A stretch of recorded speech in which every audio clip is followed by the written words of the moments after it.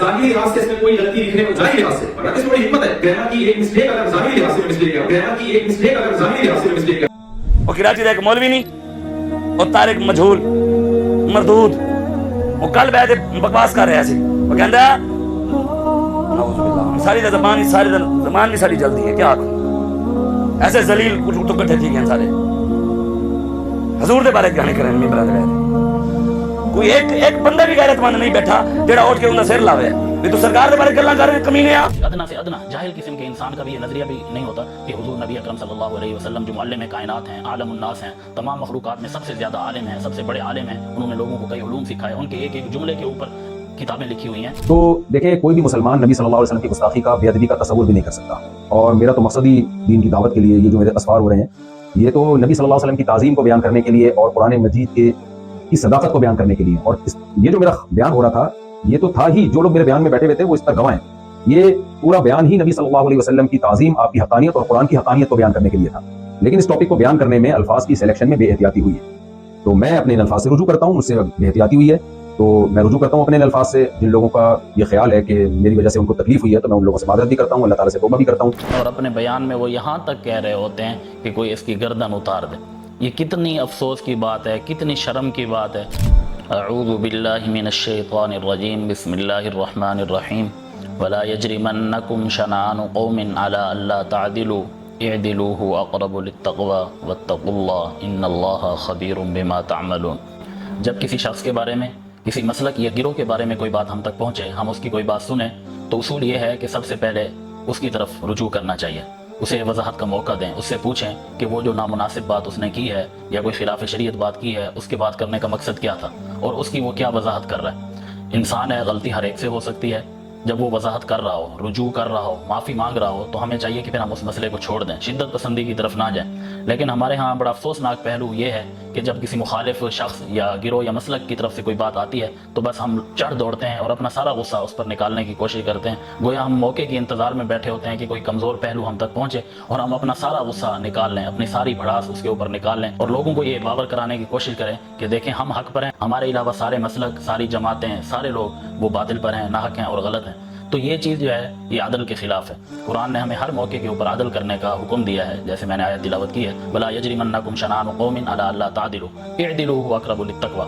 اب اس کا معنی اور مفہوم بالکل آپ کے سامنے ہے چونکہ خصوصاً میں علماء کے لیے یہ بات کر رہا ہوں تو وہ اس کے معنی اور مفہوم کو بڑا اچھے طریقے سے سمجھتے ہیں مجھے اس کی وضاحت کرنے کی ضرورت نہیں ہے ابھی گزشتہ دنوں مفتی طارق مسعود صاحب کی ایک ویڈیو وائرل ہوئی جس کے اندر ان سے کچھ سبقت لسانی ہوئی کچھ غلطی ہوئی اور یہ کوئی پی ایچ ڈی اسکالر ہوگا کوئی سائنٹسٹ ہوگا کوئی بہت بڑے بڑے اسکالر ہیں ہمارے نبی کے بارے میں پوری امت کا اجماع ہے بھائی نہ لکھنا جانتے تھے اور نہ پڑھنا جانتے ابے بھائی پھر کیوں فالو کر رہے ہو یار خود بول رہے ہو کہ نہ لکھنا جانتے تھے اور نہ پڑھنا امی تھے غلطی کے اوپر ان کا رجوع بھی آ گیا ان کی طرف سے وضاحت بھی آ گئی معافی بھی آ گئی اب ہونا تو یہ چاہیے تھا کہ اس مسئلے کو چھوڑ دینا چاہیے لیکن نہیں جو مخالف فرقے کے لوگ ہیں مخالف مسلک کے لوگ ہیں وہ انہوں نے اس واقعے کو بہت اچھالا ہے اور اس قدر شدت پسندی کے بیان دیے ہیں کہ بندہ سن کے حیران رہ جاتا ہے وہ اپنے خطابات میں اور اپنے بیان میں وہ یہاں تک کہہ رہے ہوتے ہیں کہ کوئی اس کی گردن اتار دے یہ کتنی افسوس کی بات ہے کتنی شرم کی بات ہے کہ ایک شخص جو اللہ اور اس کے رسول کی بات کر رہا ہے چاہے اس کا تعلق کسی بھی مسلک سے ہے کسی بھی جماعت سے ہمیں اس سے غرض نہیں ہے لیکن جب وہ اللہ اور اس کے رسول کی بات کر رہا ہے اور وہ ایک دینی سفر پہ ہے تو اس کی طرف سے اگر کوئی غلطی ہو گئی ہے تو ظاہر ہے مفتی طارق مسعود کوئی اللہ کے رسول نہیں ہے معصوم نہیں ہے کہ ان سے غلطی ہو جائے انسان ہے غلطی ہر ایک سے ہو سکتی ہے اب جب میں نے وہ پورا بیان سنا تو اس کے اندر مجھے یہی لگا کہ ہم اگر سیاق سباق کو ملا کے دیکھیں تو ظاہراً جو وہ اپنی بات سمجھانا چاہ رہے تھے تو اس کے اندر تعبیر کے اندر غلطی ہو گئی باقی بات کا مقصد اور بات کا جو نتیجہ نکل رہا تھا وہ بالکل ٹھیک تھا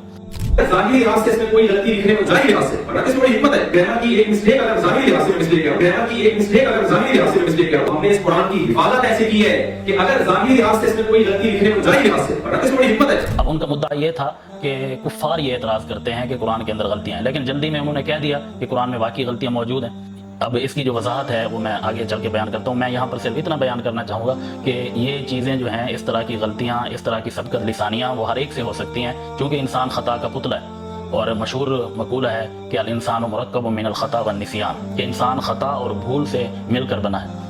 تو انسان ہے غلطی ہر ایک سے ہو سکتی ہے جب وہ اللہ سے بھی معافی مانگ رہا ہو بندوں سے بھی معافی مانگ رہا ہو اور اپنی بات پر بار بار وہ وضاحت بھی کر رہا ہو ان کی کئی وضاحتی ویڈیو سامنے آ چکی ہیں جس میں وہ اپنی بات کی وضاحت بھی کر رہے ہیں اپنی غلطی کا اعتراف بھی کر رہے ہیں تو یہاں پر آپ ایک بات یاد رکھیں کہ ایک ہوتی ہے گستاخی اور ایک ہوتی ہے غلطی گستاخی اور چیز ہے، غلطی اور چیز ہے. ٹھیک ہے، گستاخی کی کوئی معافی نہیں ہے، لیکن غلطی کی معافی ہے. اور بندہ جب کہہ رہا ہے کہ غلطی ہو گئی ہے، لیکن اس ٹاپک کو بیان کرنے میں الفاظ کی سلیکشن میں بے احتیاطی ہوئی ہے، تو میں اپنے ان الفاظ سے رجوع کرتا ہوں. مجھ سے بے احتیاطی ہوئی ہے تو میں رجوع کرتا ہوں اپنے ان الفاظ سے. جن لوگوں کا یہ خیال ہے کہ میری وجہ سے ان کو تکلیف ہوئی ہے تو میں ان لوگوں سے معذرت بھی کرتا ہوں، اللہ تعالیٰ سے توبہ بھی کرتا ہوں. اور خصوصاً جب ہم حالات کو دیکھیں، قرائن کو دیکھیں، تو ظاہراً یہی بات ہمارے سامنے آتی ہے کہ ایک شخص جو ممبر کے اوپر بیٹھا ہو اور وہ دین کی بات کر رہا ہو، کیا وہ اس طرح ممبر پہ بیٹھ کے کیا نعوذ باللہ حضور کی یا قرآن کی توہین کر سکتا ہے؟ باقی غلطی سے اور انجانے میں ظاہر ہے ان کی تعبیر کے اندر اور بولنے میں سبقت لسانی ہو گئی، باقی بہت بڑی غلطی تھی جس سے انہوں نے رجوع کر لیا.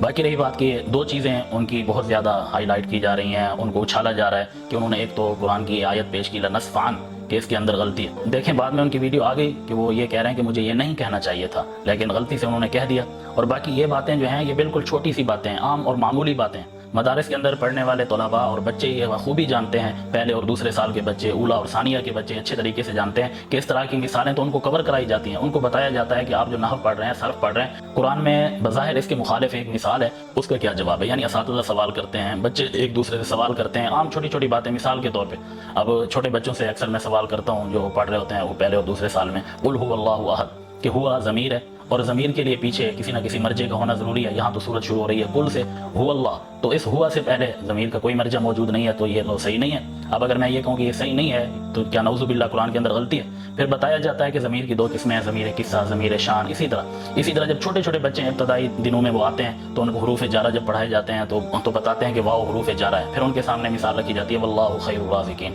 کہ واو یہاں پر ہے لیکن وہ جار نہیں دے رہے، تو پھر ان کو بتایا جاتا ہے کہ واو کی کتنی قسمیں ہیں. تو یہ ساری چیزیں درس نظامی میں طلباء کور کرتے ہیں اور ان کو سارا پتہ ہوتا ہے. تو لنصف عن بھی اسی کی ایک مثال ہے. یہ بھی طلباء سے سوال کیا جاتا ہے کہ لنصف عن فعل ہے اور فعل کے اوپر تنوین نہیں آتی، یہاں پر تنوین آئی ہوئی ہے، تو ظاہراً یہ تو غلطی ہے. میں ظاہراً بات کر رہا ہوں، لیکن اس کا پھر جواب دیا جاتا ہے کہ یہ اس طرح کیوں ہے. تو یہ اس طرح کیوں ہے؟ تو اس کا جواب بہت ساری کتابوں میں لکھا ہوا ہے. مثال کے طور پر ایک نحو کا مشہور قاعدہ ہے، نون ثقیلہ اور نون خفیفہ کے درمیان فرق کرنے کے لیے نون خفیفہ کے آخر میں الف لایا جاتا ہے، آخر میں الف لکھا جاتا ہے تاکہ فرق ہو جائے حالت وقف میں نون ثقیلہ اور نون خفیفہ کے درمیان، کہ جب وقف کریں گے تو نون خفیفہ کے اوپر الف آ جائے. تو یہ نون ثقیلہ اور نون خفیفہ کے درمیان فرق اور امتیاز کرنے کے لیے ہوتا ہے کہ نون خفیفہ کے اوپر الف لایا جاتا ہے. تو اس طرح کی درجنوں مثالیں قرآن مجید کے اندر موجود ہیں اور یہ پہلے اور دوسرے سال کے طلباء اس سے بخوبی واقف ہوتے ہیں. تو وہ بھی شاید یہی بات کرنا چاہتے ہوں کہ یہ ظاہراً کہ غلطی نظر آتی، حقیقت میں غلطی نہیں ہے. ظاہر ہے لا یاتیہ الباطل من بین یدیہ ولا من خلفہ، ایک مسلمان کا، ایک ادنا سے ادنا مسلمان کا بھی یہ عقیدہ اور نظریہ نہیں ہوتا کہ قرآن کے اندر نعوذ باللہ کوئی غلطی ہے،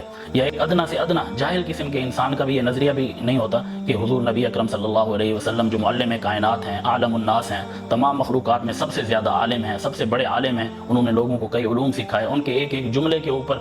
کتابیں لکھی ہوئی ہیں. تو کیا ایک عالم انسان جس نے شریعت پڑھی ہو، جس نے فقہ پڑھی ہو، تمام حدیث کی کتابیں پڑھی ہوں، تو کیا اس کے بارے میں یہ گمان کیا جا سکتا ہے کہ وہ حضور نبی اکرم صلی اللہ علیہ وسلم کے بارے میں یہ جملہ کہے؟ تو سبقت لسانی ہو گئی. ایک بات تو یہ ہو گئی کہ انہوں نے قرآن کے بارے میں کہا کہ اس کے اندر گرامر کے اعتبار سے غلطیاں ہیں. اس کا جواب میں نے دے دیا کہ لنصف عن یہ نون ثقیلہ اور نون خفیفہ کے درمیان فرق کرنے کے لیے لایا جاتا ہے. ظاہراً یہ گرامر کے خلاف نظر آتا ہے لیکن گرامر کے خلاف نہیں. دوسری بات یہ ہے کہ خود مفتی طارق مسعود صاحب بھی یہ فرما رہے تھے کہ قرآن گرامر کے تابع نہیں ہے، گرامر قرآن کے تابع ہے، قرآن کو دیکھ کے ہی گرامر لکھی گئی. اور یہ چیز جو انہوں نے کہا کہ کاتبین وحی سے غلطی ہوئی گرامر کے اعتبار سے، تو یہ انہوں نے اس انداز میں نہیں کہا کہ انہوں نے غلط لکھا یا اس طرح کا کوئی ہوا، یہ تعبیر ہوتی ہے. اس کی مثال میں آپ کو دیتا ہوں. مصنف ابن ابی شیبہ کے اندر اور تفسیر طبری کے اندر غالباً اگر موقع ملا تو انشاءاللہ ہم حوالہ بھی لگا دیں گے. اس کے اندر باقاعدہ ایک صحابی حضرت عائشہ سے سوال کرتے ہیں اور قرآن کی چند آیات ان کے سامنے رکھتے ہیں کہ یہ کیسے ہے، حالانکہ یہ تو ہمارے اصول اور قاعدے کے خلاف ہے. تو حضرت عائشہ کیا فرماتی ہیں کہ یہ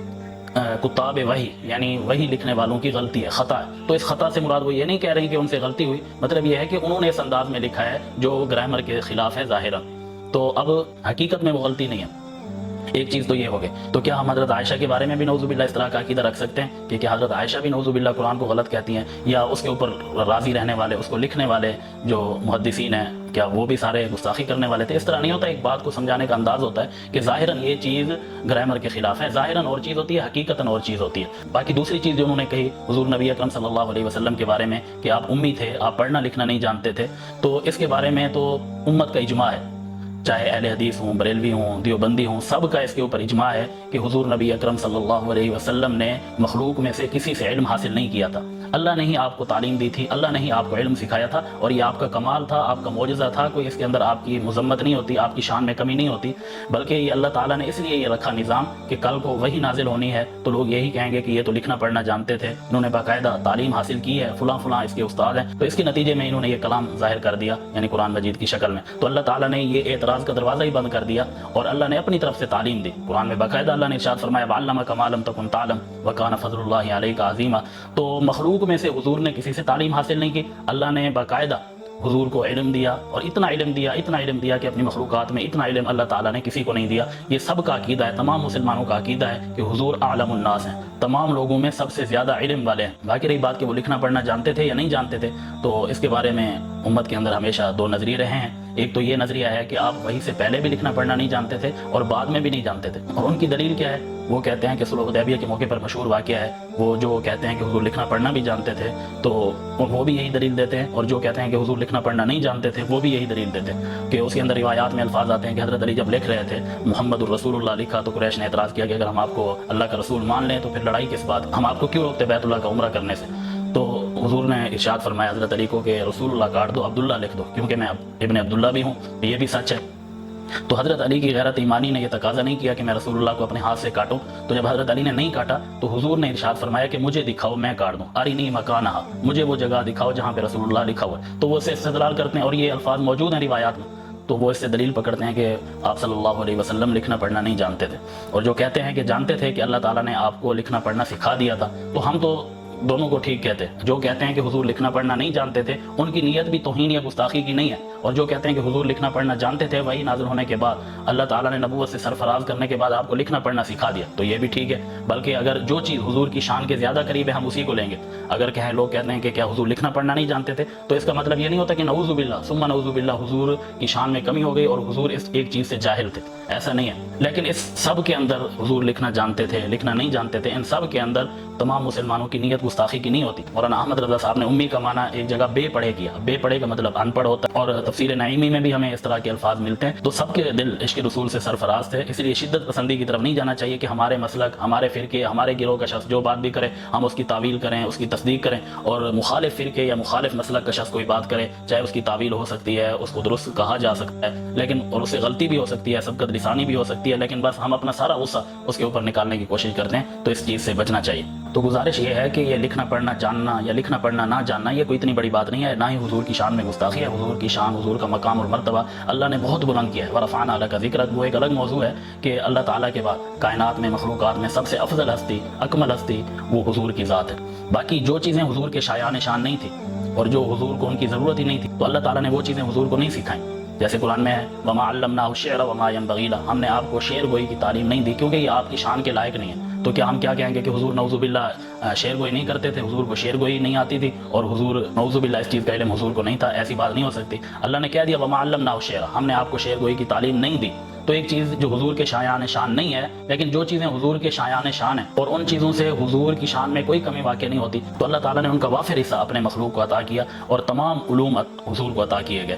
تو حضور عالم الناس ہیں، تمام مسلمانوں کا یہی عقیدہ ہے، تو اسی لیے یہ گستاخی کا جو کھیل ہے اب اس کو بند کر دینا چاہیے، اپنا غصہ ان چیزوں کے اوپر نہیں اتارنا چاہیے، عوام کو شدت پسندی کی طرف نہیں لے کے جانا چاہیے۔ ہم نے کل قیامت کے دن اللہ کو بھی جواب دینا ہے، اللہ کے محبوب حضور نبی اکرم صلی اللہ علیہ وسلم کا بھی سامنا کرنا ہے، تو یہ ہمیں سوچنا چاہیے، اپنے گریبانوں میں جھانکنا چاہیے کہ ہم کس منہ سے ان کا سامنا کریں گے کہ آپ کے نام پہ ہم امت سے کیا کیا کروا رہے تھے۔ باقی میں آخر میں مفتی طارق مسعود صاحب سے بھی یہ گزارش کروں گا کہ مشہور مقولہ ہے غالباً حضرت علی کا قول ہے کہ کلم الناس علی قدر عقولہم، کہ لوگوں کی عقل کے مطابق اور ان کی ذہنی سطح کے مطابق بات کرنی چاہیے۔ اگر ان کے ذہنی لیول سے بڑی بات کریں گے تو وہ ان کو سمجھ نہیں آئے گی، وہ اس کا الٹا مطلب لیں گے۔ تو اسی لیے جو بات درسگاہ کی ہو جو بات علماء کی ہو وہ بات علماء کے اندر کرنی چاہیے، ان کو سمجھاتے ہوئے اس طرح کی مثالیں دی جا سکتی ہیں کیونکہ وہ بخوبی واقف ہیں کہ مثال دینے والے کا مطلب کیا ہے اور اس کا جواب کیا، اور عوام کے سامنے اس قسم کی باتیں نہیں کرنی چاہیے۔ خلاصہ یہ ہے کہ درسگاہ کی بات اسٹیج پہ نہیں کرنی چاہیے، اور یہ باقی میں تمام علماء سے بھی کہوں گا جنہوں نے منبر رسول کا تقدس پامال کیا ہوا ہے، چھوٹے موٹے اختلافی مسائل کو بنیاد بنا کے امت کے اندر فرقہ واریت کو ہوا دیتے ہیں، حالانکہ ان مسائل سے امت کا کوئی لینا دینا نہیں ہوتا۔ اللہ تعالی ہم سب کو ہر موقع پر عدل و انصاف سے کام لینے کی توفیق عطا فرمائے، اپنی مقدس اور پاک کلام قرآن مجید فرقان حمید سے تعلق نصیب فرمائے، اور اپنے محبوب امام الانبیاء رحمت کائنات صلی اللہ علیہ وسلم کی سچی محبت نصیب فرمائے، آپ کی اتباع نصیب فرمائے، اور ہم سب کا خاتمہ ایمان پر فرمائے۔ جزاک اللہ خیرا۔